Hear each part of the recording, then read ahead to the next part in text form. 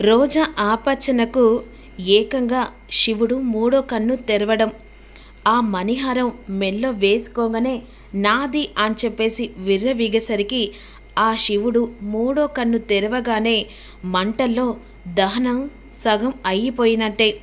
ఈలోపు అడ్డుకున్న చామంతితో వెంటనే కాస్త తన ప్రాణాలు తిరిగి మళ్ళీ చేరుకుంటాయి. ఈలోపు తన ఒళ్ళంతా మండడంతో అప్పుడు వెంటనే చామంతి అక్కడున్న ఆ మంటలను ఆర్పేసేసరికి ఇక్కడ రోజా ఒళ్ళంతా మంటలు కూడా ఆరిపోతాయి. అదంతా గమనించుకున్న చామంతి ఏదో జరగబోతుంది ఉపద్రవం అని చెప్పేసి మనసులో అనుకుంటుంది. కానీ ఇక్కడ ప్రేమ్ మాత్రం ఎవరికి ఎలాంటి హామీ, ఎలాంటిది జరగబోతుందో అర్థం కావట్లేదురా చిట్టి అని చెప్పేసి అక్కడి నుంచెలి చిట్టి ప్రేమ్ వెళ్ళిపోతాడు. రేపు జరగబోయేది ఏదో జరుగుతుంది, అది ఏంటనేది అర్థం కావట్లేదు, నా మనసు ఆందోళన పడుతుంది. స్వామి శివయ్య, ఏదున్నా నువ్వే చూసుకోవాలి, ఎవరికి ఎలాంటి హాని రాకుండా నీవే కాపాడయ్యా అని చెప్పేసి ఈ విధంగా ఆ మణిహారం నుంచెలి ఎందుకు ఉగ్ర రూపంతో ఆ మంటలు ఎగిసి పడ్డాయో నాకు అర్థం కావట్లేదని చెప్పేసి చామంతి భయంతో కంగు తింటుంది. తెల్లారితే ఒక పెద్ద స్వామీజీ, శివయ్య భక్తుడు, హరహర మహాదేవ శంభో శంకర అని చెప్పేసి అనుకుంటూ రామాదేవి ఇంటి వైపు వస్తాడు. రామాదేవి కుటుంబం మొత్తం బయటికి వస్తుంది. రామాదేవి, నీ ఇంటికి ఉపద్రవం ముంచుకొస్తుంది, ఎందుకంటే ఆ హరహర మహాదేవ మూడో కన్ను తెరిచాడు, ఇల్లు మొత్తం కాలిపోయే సమయం కూడా ఆసన్నమైంది, ఆ మంటలలో నీ కుటుంబంతో సహా మీ ప్రాణాలు పోనున్నాయి అని చెప్పేసి రమాదేవికి ఆ స్వామీజీ చెప్పిన మాటలకు ఉలిక్కి పడుతుంది. ఎందుకు స్వామీజీ, ఎందుకు ఇలా మాట్లాడుతున్నారు? ఎందుకంటే నీ ఇంట్లో ఉన్న ఇక తను ఖచ్చితంగా రోజు రోజుకి హీనంగా తయారు కానుంది. అంతేకాదు, రేపచ్చే శివరాత్రి రోజు నీ కుటుంబం నీకు దక్కాలంటే ఆ స్వామీజీని చల్లబడిచి ఎలాగైనా ఆ మణిహారాన్ని ఎవరు ధరించారో వాళ్ళతోనే ఈ చేత పూజ చేయించాలి. అసలు వాళ్ళకు ఆ స్థాయి కూడా లేదు ఆ శివయ్య ఆ మణిహారాన్ని తాకడానికి. కానీ స్థాయికి మించి ఏకంగా ఆకాశానికి నిచ్చెన వేశారు. కానీ ఆకాశానికి నిచ్చెన వేస్తే ఆకాశం ఉరుముతో కాలిపోతామని మర్చిపోయారు అని ఏకంగా ఆ స్వామీజీ చెప్పిన మాటలకు రామాదేవి కంగు తింటుంది.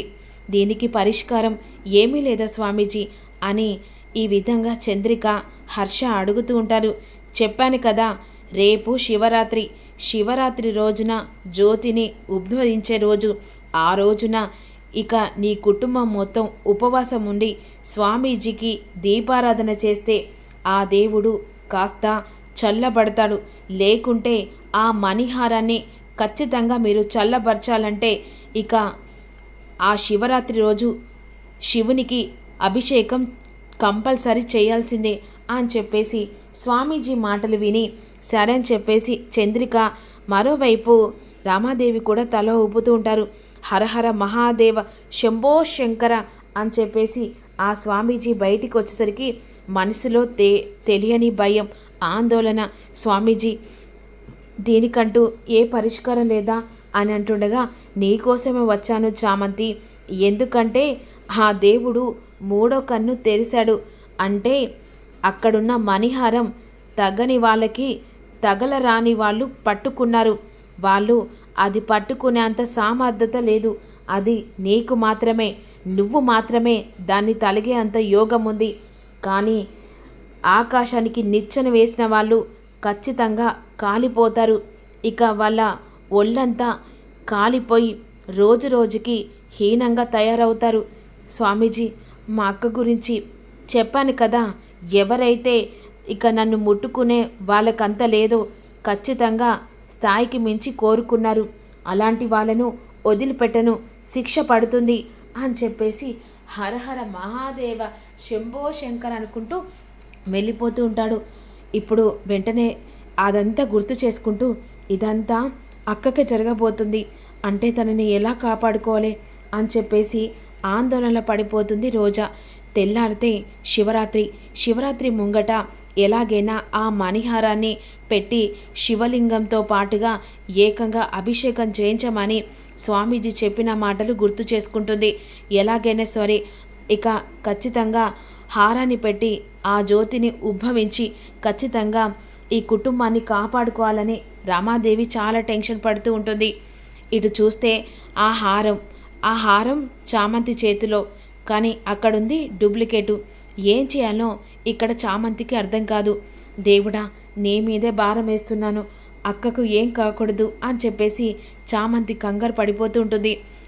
రోజుకి తన ఒళ్ళంతా ఏదో తెలియని ఇక అలా ఒక్కొక్కటి ఒళ్ళంతా బబ్బులు వస్తూ ఉంటుంది. ఇక రోజు కంగారు పడిపోతూ ఉంటుంది. తన ఒళ్ళును చూసి చామంతి కంగు తింటూ ఉంటుంది. ఇక శివరాత్రి ముంగట ఎలాగైనా ఇంట్లో అందరూ ఉపవాసం ఉండి శివునికి పాలాభిషేకం దాంతోపాటుగా మణిహారం పెట్టాలని చెప్పేసి వెంటనే అక్కడి నుంచి లాకర్ దగ్గరికి వెళ్తుంది రమాదేవి. ఆ సమయంలో రమాదేవి దగ్గరికి ఏకంగా చామంతి దగ్గర ఉన్న హారం రావాలి. ఇప్పుడు అమ్మగారు నిజం తెలిస్తే ఏమవుతుందని చెప్పేసి భయంతో కంగు తింటుంది. మరోవైపు లాకర్ దగ్గరికి వెళ్ళి ఓపెన్ చేసరికి అందులో ఆ మణిహారం కనిపించదు. ఒక్కసారిగా రమాదేవి ఉలిక్కి పడుతుంది. మణిహారం ఏది అని చెప్పేసి ఇల్లంతా జల్లెడ వేస్తుంది.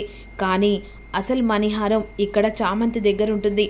ఎలాగైనా ఈ మణిహారాన్ని శివలింగం దగ్గర తీసుకెళ్ళి ఇక అభిషేకం చేయించాలని వెంటనే చామంతి ఆ మణిహారంతో పాటుగా శివలింగం దగ్గరికి తీసుకెళ్తుంది. ఈలోపు కిందికొచ్చిన ఇక రామాదేవి మణిహారం కనిపించట్లేదనేసరికి అందరికీ భయం పూచుకుంటుంది.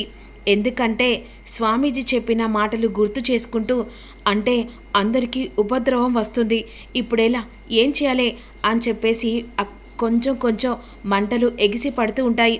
ఇక్కడ వెంటనే చామంతి ఇక కంగారుతో వెంటనే శివలింగం దగ్గరికి వెళ్ళి అక్కడ స్వామీజీలతో మాట్లాడి హారం ఏకంగా శివు దగ్గరికి పెట్టి అక్కడ అభిషేకం చేస్తూ ఉంటుంది.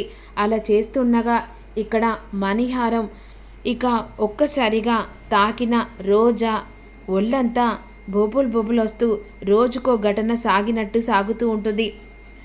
ఈలోపు ఇంట్లో వాళ్ళందరూ కలిసి ఎలాగైనా ఆ మణిహారాన్ని పట్టుకొని ఇక మనం చేసే పూజలు చేయాలని చెప్పేసి ఈ విధంగా హర్ష అంటూ ఉంటాడు. అయ్యో హర్ష, నీకు ఎలా చెప్పాలి, ఆ మణిహారం కనిపించట్లేదని చెప్పేసి కంగారు పడిపోతూ ఉంటుంది రమాదేవి. ఈలోపు చామంతి అనుకున్నట్టుగా శివలింగం దగ్గర పెట్టి ఇక ఆ హారానికి పాలాభిషేకం చేపిస్తూ ఉంటుంది. అలా ఒక్కొక్కసారి ఆ మంటలతో ఎగిసిపడడం చల్లారుతూ ఉంటుంది. మరి రోజుకు ఉపద్రవం ఎట్నుంచి ముంచుకొస్తుందో తెలుసుకుందాం.